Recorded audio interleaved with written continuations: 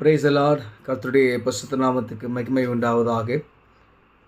இன்றைய நாள் பொழுதிலே உங்கள் அனைவரும் சந்திப்பதிலே நான் மிகவும் மகிழ்ச்சி கொள்கிறேன். கர்த்தர் உங்களை ஆசீர்வதித்து உங்களை காக்க கடவர். எனக்கு அருமையானவர்களே, இன்றைய நாளுக்கான தியானத்துக்கான தெரிந்து கொள்ளப்பட்ட இறை பகுதி மார்க்கு எழுதின நற்செய்தி நூல் 8ஆம் அதிகாரம். இந்த அதிகாரத்திலே ஒரு அழகான 1 முதல் அந்த வசனங்களை வாசிப்போம் என்று சொன்னால், ஒரு அழகான ஒரு கதை ஒன்று வருகிறது. ஆண்டவரை நோக்கி ஏராளமான ஜனங்கள் அவருடைய வார்த்தைகளை கேட்க, அவர் எப்படி சுகம் கொடுக்கிறார் என்றதை பார்ப்பதற்கு, சுகத்தை பெற்றுக்கொள்வதற்கு, அவருடைய வார்த்தையை ஏற்றுக்கொள்வதற்கு அவரை சுற்றிலும் அநேக கூட்டங்கள் வருகிறது. அப்படி வருகின்ற வேளையிலே ஆண்டவர் அவர்களுக்கான எல்லாவித அந்த உபதேசங்களையும் முடித்த பின்பு அந்த ஜனங்கள் தூரத்தில் வந்ததுனால ஆண்டவர் சீஷர்கிட்ட சொல்கிறாரு, அவங்களுக்கு நீங்கள் என்ன பண்ணுங்கள், உணவு கொடுங்கன்னு சொல்கிறாரு. அப்போது இவ்வளோ பேருக்கு நாங்கள் எங்கே போவோம், எங்கேருந்து வந்து உணவு வரும் அப்படின்னு சொல்லி சீஷர்கள் கேட்குறாங்க. அப்போது அங்கே ஆண்டவர் கேட்குறாரு, உங்கள்கிட்ட என்ன இருக்குது அப்படின்னு சொல்லி கேட்குறாரு. 7 அப்பங்கள் உண்டு அப்படின்னு சொல்லி சொல்கிறாங்க. சில மீன் துண்டுகளும் 7 அப்பங்களும் சொல்லிட்டு, எனக்கு அருமையானவர்களே, ஏறக்குறைய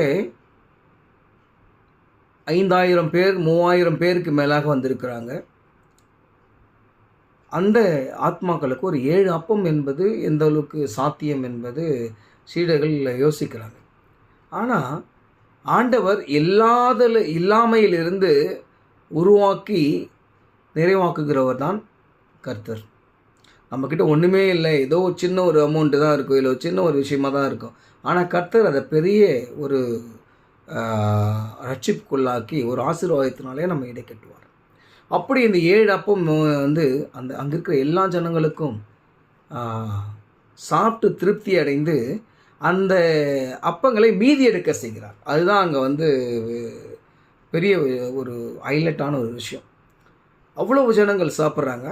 சாப்பிட்டு மீதியான துணிக்கைகள் அவங்க என்ன பண்ணுறாங்க, 7 கூட நிறைய எடுக்கிறாங்க. எனக்கு அருமையானவர்களே, இன்றைக்கி நம்முடைய வாழ்க்கையில் அநேக குறைவுகள் இருக்கலாம், வாழ்க்கையே குறைவாக கூட இருக்கலாம். ஆனால் விசுவாசிங்க, கர்த்தர் குறைவுகள் எல்லாம் அதே அந்த குறைவே வந்து மீதி எடுக்க முடியாத கிருபை செய்வார். நம்மக்கிட்ட என்ன குறைவோ அந்த குறைவை போக்கி நிறைவானதை கொடுத்து மீதி எடுக்க செய்து நாம் அநேகருக்கு உதவி செய்யும்படியாக கர்த்தர் நம்ம வைப்பார். எப்போன்னு சொன்னால், நம்முடைய கரத்தை அவருடைய கரத்தில் கொடுக்கணும். நம்ம அவர் கரத்தை பிடிச்சிக்கூடாது. ஏன்னா நம்ம உலக பிரகாரமாக ஏதாவது பார்த்தோம்னா கரத்தை விட்டுருவோம்.